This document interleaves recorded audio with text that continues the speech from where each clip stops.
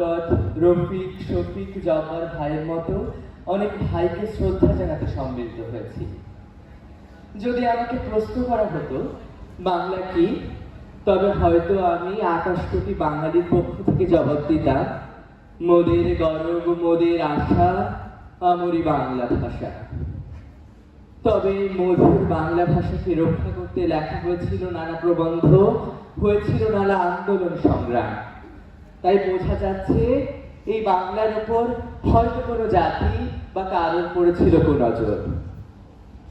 1947 সালে দেশ বিভাজনের পর যখন উৎপত্তি হয় ভারত, পশ্চিম পাকিস্তান এবং পূর্ব পাকিস্তানে, তখন মূল ক্ষমতা এবং শক্তি পশ্চিম পাকিস্তানের শাসক গোষ্ঠীর হাতে থাকবার কারণে পূর্ব বাংলার মানুষের উপর তার শোষণ অবিচার করতে থাকে।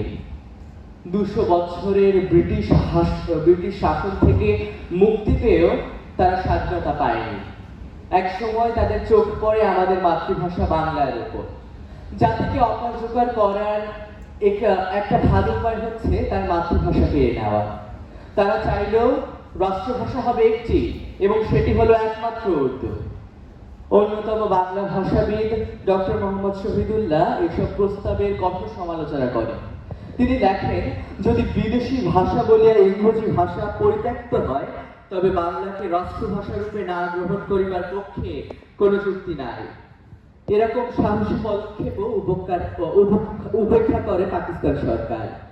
ঠিক তার 5 বছর পর, সময়টা 1952 সালের 21শে ফেব্রুয়ারি, সকাল 11টা, ঢাকা মেডিকেল কলেজের একাংশে ঢাকা ইউনিভার্সিটির আমতলায় ছাত্রদের সভা হয়। ছাত্ররা মাত্র 5-7 জন করে ছোট ছোট দলে বিভক্ত হয়। রাষ্ট্রভাষা বাংলা চাই স্লোগান দিয়ে তারা রাস্তায় বের হলে পুলিশের লাঠিচার্জ শুরু হয়।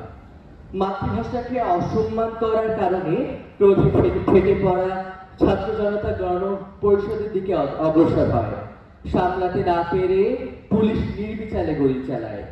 রাজপথে নিহত হন আমাদের ভাই রফিক, জব্বার এবং আবুল বরকত সহ নাম জানা অনেকেই। মাতৃভাষা বাংলাকে রাষ্ট্রভাষা করার দাবিতে তারা প্রাণ উৎসর্গ করে। তারা থেকে যান তরুণ। হয়তো আবু জাফর ওবায়দুল্লাহর কবিতায় এরকমই নাম না জানা কোনো শহীদ ঠিক 21 তারিখের আগে মাকে চিঠি লিখেছিলেন, মাকে ওরা বলে সবার কথা কেড়ে নেবে, তোমার কোলে শুয়ে গল্প শুনতে দেবে না। বলো মা, তাই কি হয়? হয়তো মা নিজের শেষ দিন পর্যন্ত তার ছেলের জন্য অপেক্ষা করেছিলেন। আমরাও সেই ভাইদের ভুলিনি, কখনো ভুলবো না। তাই আজ এই আয়োজন। মাতৃভাষা দিবস আমাদের মাতৃভাষার কথা, মাতৃভাষার ইতিহাস মনে করিয়ে দেয়। তাদের চেতনা অন্তরে ধারণ করে আমাদের এগিয়ে যেতে হবে। তাদের আত্মত্যাগ, তাদের এই রক্ত আমাদের মনে করিয়ে দেয় বাংলা ভাষার প্রতি গভীর অনুরাগ।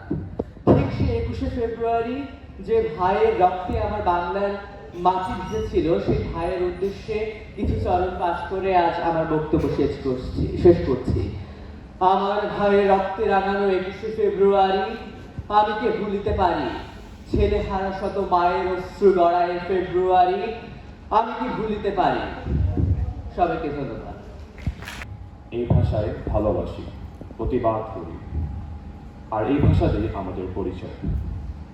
21 আমাদের শিখিয়েছে ভাষা শুধু কথা নয়, ভাষা আত্মমর্যাদা।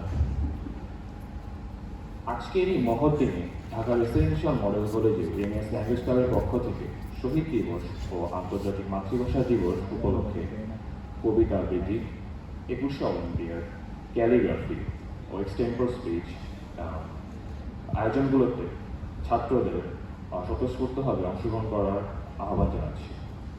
এই পুরো আয়োজনের মাধ্যমে রেমিয়াস ল্যাঙ্গুয়েজ ক্লাব একটাই বার্তা রেখেছে, ভাষা শুধু অতীত নয়, ভাষা ভবিষ্যৎ।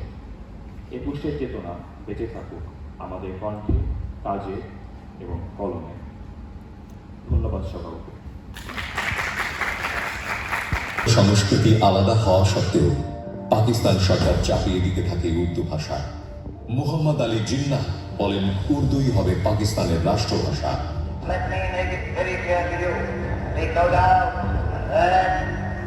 this language of Pakistan is going to be Urdu and no language. তৎকালীন পূর্ব পাকিস্তানের প্রধানমন্ত্রী খাজা নাজিমুদ্দিন রাষ্ট্রভাষা উর্দু নীতিকে সমর্থন করলে বাঙালির চাপা ক্ষোভ আন্দোলনে বিস্ফোরিত হয়। অবিলম্বে সর্বদলীয় কেন্দ্রীয় রাষ্ট্রভাষা অ্যাকশন কমিটি 21শে ফেব্রুয়ারি রাজপথে আন্দোলনের ডাক দেয়। আন্দোলন থামাতে পাকিস্তান সরকার 144 ধারা জারি করে। পুলিশের বাধা অমান্য করে রাজপথে নেমে আসে ছাত্র শিক্ষক সহ সাধারণ মানুষ। উত্তাল হয় ঢাকা বিশ্ববিদ্যালয়। আন্দোলনরত ছাত্রদের উপর চড়াও হয় পুলিশ। তারপরও ছাত্র জনতা এগিয়ে যায় অ্যাসেম্বলি হলের দিকে। তাদের থামাতে নির্বিচারে গুলি চালায় পুলিশ।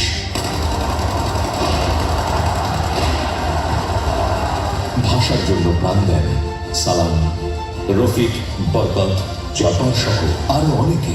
52 ভাষা আন্দোলনের মাধ্যমে শুরু হয় বাঙালির অস্তিত্ব প্রতিষ্ঠার লড়াই।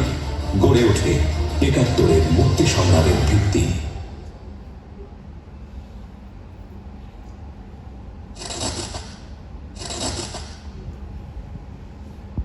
রেখেছি খোকা, তুই কবে আসবি, কবে ছুটি? চিঠিটা তার পকেটে ছিল, ছেঁড়া আর রক্তে ভেজা। মাগো, ওরা বলে সবার কথা কেড়ে নেবে, তোমার কোলে শুয়ে গল্প শুনতে দেবে না। বলো না, তাই কি হয়? তাই তো আমার দেরি হচ্ছে। তোমার জন্যে কথার ঝুড়ি নিয়ে তবেই না বাড়ি ফিরব। লক্ষ্মী মা, রাগ করো না, মাত্র তো আর কটা দিন। পাগল ছেলে, মা বলে আর হাসে, তোর উপর রাগ করতে পারি? নারকেলের চিড়ে কোটে, উড়কি ধানের বড়ি ভাজি, এটা সেটা আরো কত কি।